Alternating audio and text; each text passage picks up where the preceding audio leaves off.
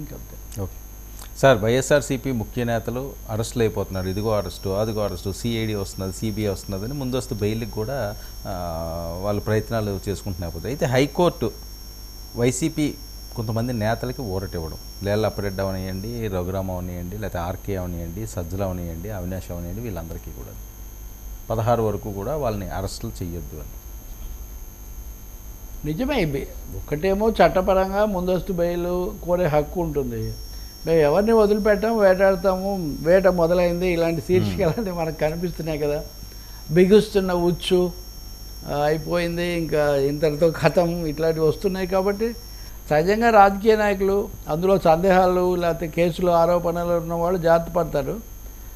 తెలుగుదేశం కార్యాలయం మీద ఆత్మకూరులో, గుంటూరు జిల్లా ఆత్మకూరులో తెలుగుదేశం కార్యాలయం మీద దాడి చేసిన వాళ్ళ వివరాలు సీసీటీవీలో వాళ్ళ దగ్గర ఉన్నాయి.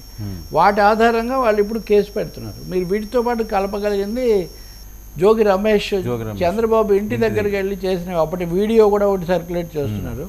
సో ఈ పరిస్థితుల్లో వాళ్ళు వెళ్ళి అడిగారు, రిలీఫ్ అడిగారు. కోర్టు ఇప్పుడు రిలీఫ్ అంటే ఎంతవరకు ఇచ్చిందంటే 16వ తారీఖు విచారిస్తాం, అప్పటి వరకు అరెస్ట్ చేయొద్దు అన్నారు. ఇది ఉపశమనమే, ఊరట. ప్రస్తుతానికి ఇది వీళ్ళకి ఊరట. రెండోది, అక్కడ వాళ్ళు ఏమేమి వాదనలు తీసుకొస్తారు, వీళ్ళు ఎలా కౌంటర్ చేసుకుంటారు, వాళ్ళ రక్షణకు సంబంధించి అది కోర్టు సాధారణంగా కోర్టు ఉపశమనం ఇస్తూ ఉంటుంది.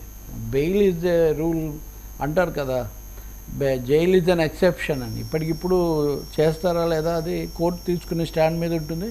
ఇంకోటి, ప్రభుత్వం మారిన తర్వాత వరుసగా ఇలాంటివి చాలా వస్తున్నాయి. కాబట్టి కోర్టు కూడా ఏం చెప్పిందంటే ఆ 3-4 కేసులు ఒక ప్యాకేజీగా విచారిస్తామని చెప్పింది. ఓకే, అది ఒక్కొక్క ఊర్లో ఒక్కో సంఘటన కాకుండా అన్ని సంఘటనలు అన్ని మేము అంతకుముందు వైసీపీ కార్యాలయాలకు సంబంధించిన నోటీసుల విషయంలో 2 నెలలు సమయం ఇచ్చారు కదా. ఈ 2 నెలలలో పోలీసులు ఏం అడుగుతారు, వాళ్ళు ఏం చెప్తారు, దాని మీద కూడా ఆధారపడి ఉంటుంది. దీనికి వచ్చేసరికి ఇంకా బెయిల్ కంటే కూడా ఇది దాని మీద ఒక బార్ పెట్టారు. 16వ తారీఖు విచారించిన తర్వాత బెయిల్ ఇస్తారా లేదా, సాక్ష్యాలతో వీళ్ళు ఒప్పిస్తారా లేదా, దాన్ని మనం చూడాల్సి ఉంటుంది. రెండోది, ముందు వాళ్ళ వివరణ తీసుకున్న తర్వాత ప్రొసీడ్ అవ్వండి. రకరకాల పద్ధతులు న్యాయమూర్తులు అప్పుడు అనుసరించవచ్చు. మనం అంటే 16 వరకు అయితే ఊరట. ఈ లోపల ఇంకా ఏమేమి బయటకు వస్తాయో మనం చూడాలి. ఇదేం ఆగేది కాదు, ఎందుకంటే 5 ఏళ్ల నుంచి పేరు పెట్టుకున్న లిస్ట్ పెట్టుకున్నటువంటివి కదా.